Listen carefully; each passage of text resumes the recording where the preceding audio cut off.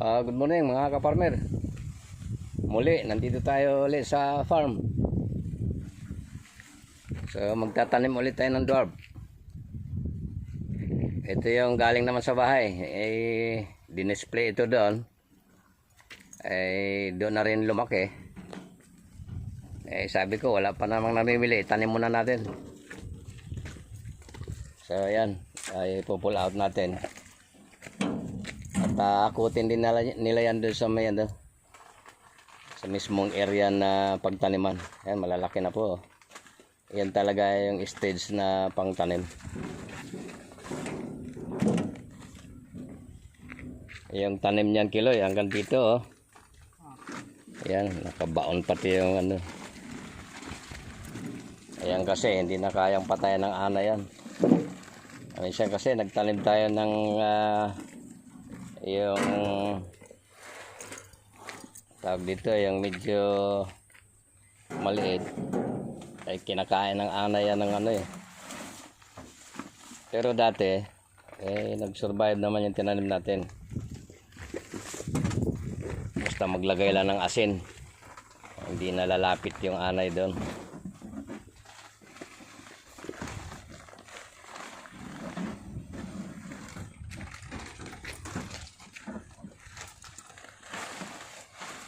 So ayan, kakamadam na lang dito.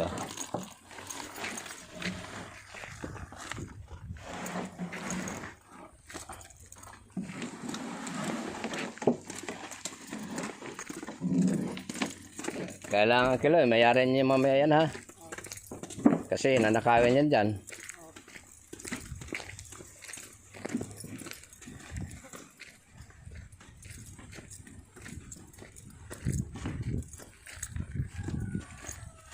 Doon mismo mo ilagay, doon sa malapit sa bahay. May aso ka ba doon, Kiloy? Ha? Tumatahol ba yung aso mo?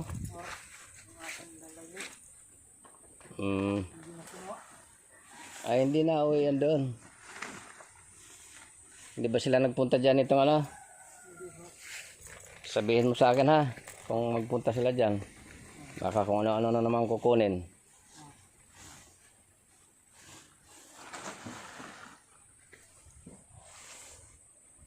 So pinababa muna natin dito.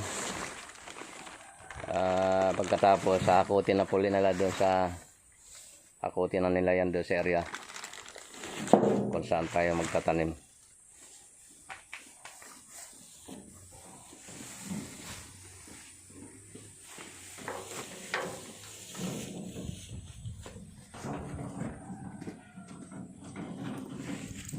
Mayroong nakikiparada dito sa area ko.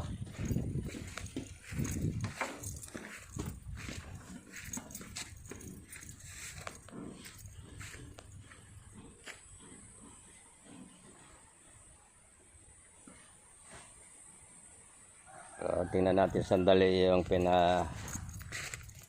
grass cutter ko dito. Ayan po, malawak na po yung grass cutter. Tingnan natin dito. Yan, lumitaw na yung ayan, kape, kakao. Tulad nung sinabi ko sa inyo, sinsin sa tanim to.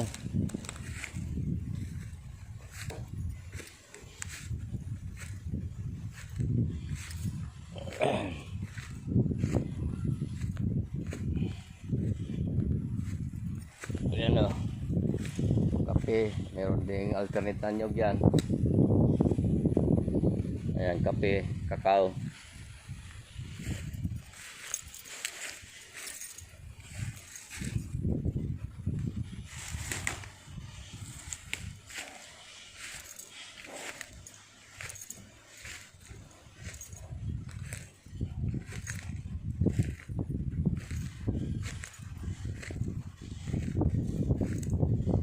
Hanggang doon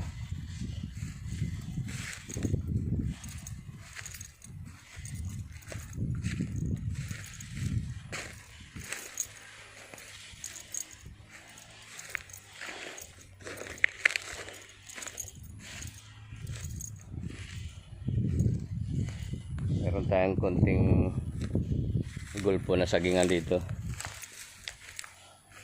So tingnan natin dito sa may Along the road din ito eh. Itong isang area na to.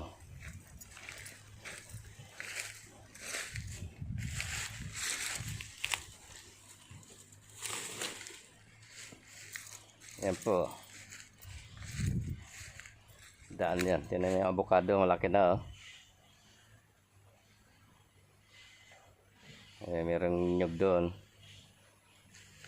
Nyug. So alternate yan. Nyug. Kakao. Avocado. Kakao. Nyug. So along karsada ito. Ayan o, yung avocado natin o. Kaya kung hindi yan kita nung yung dumadaan tayo dyan sa karsada na yan, hindi yan nakikita dahil masukal. So ngayon, ayan o. Ayan, lumita na yung ating nyug.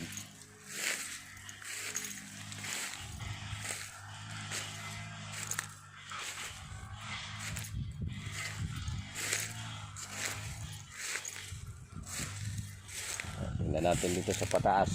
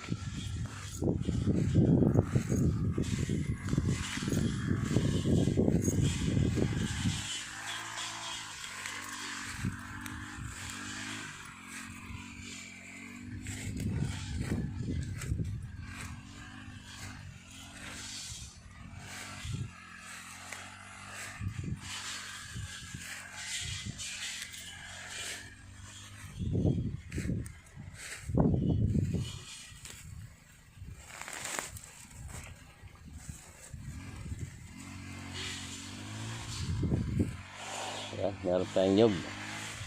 So nandito na sa maabot na dito sa may tuktok ng ano.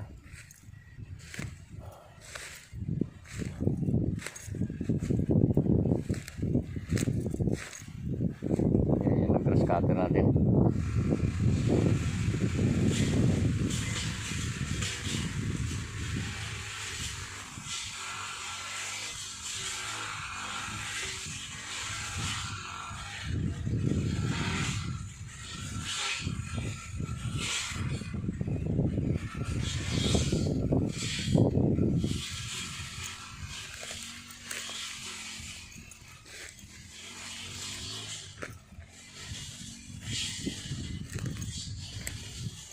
So yan po, mga lawak-lawak na yung nagkatiran.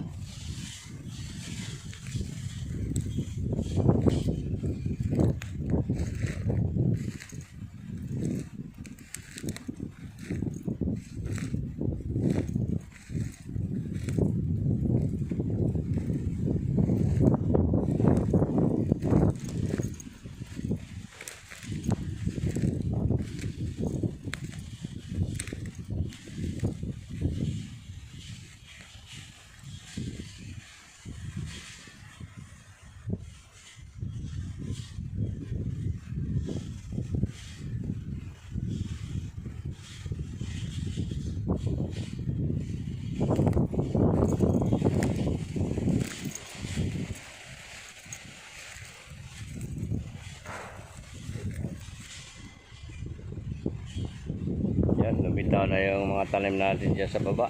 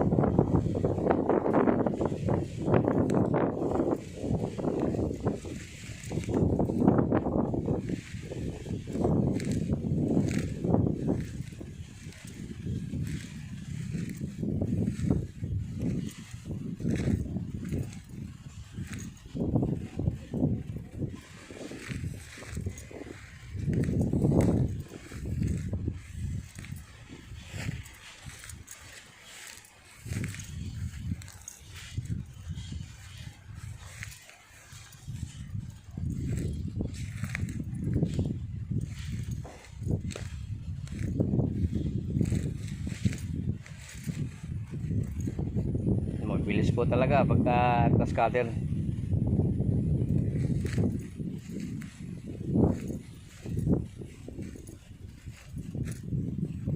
Nga lang, sa grass cutter naman kailangan ding yung may turo sa kanila para magtagal yung ano. Dati kasi namili kami ng grass cutter dahil gusto nating makamura. Yung mga 2-stroke ay hindi siya hindi siya long lasting, madalas ay sira.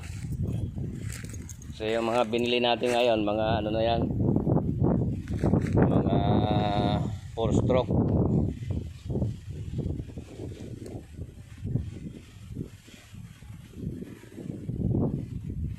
Kailangan din sa kanila maturuan sila doon sa yung safety precaution para tumagal yung gamit. So naituro ko naman na kasi yung maintaining system nun mahalaga para magtatagal ang isang gamit. Marami na po ako natutunan dito sa farming, na ang farming hindi lang marami ka dapat malalaman dito. At nung una nga medyo tulad yan, ang nabili ko na grass cutter bali ano yan, 3. Yung bang medyo mura lang, tag 5,000. So wala nangyari.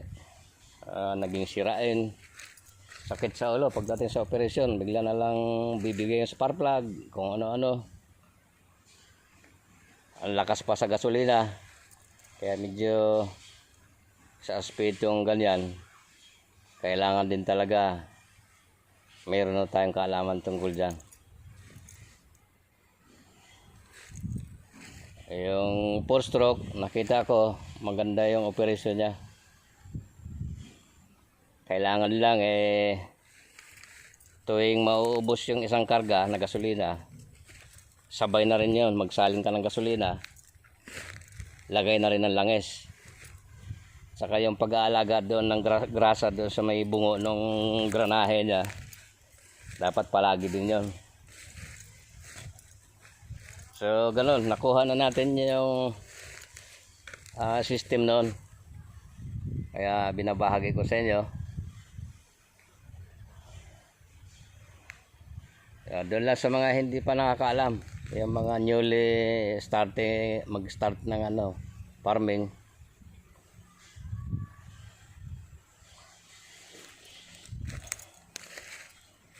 Sige mga ka-farmer, muli magandang araw sa ating lahat.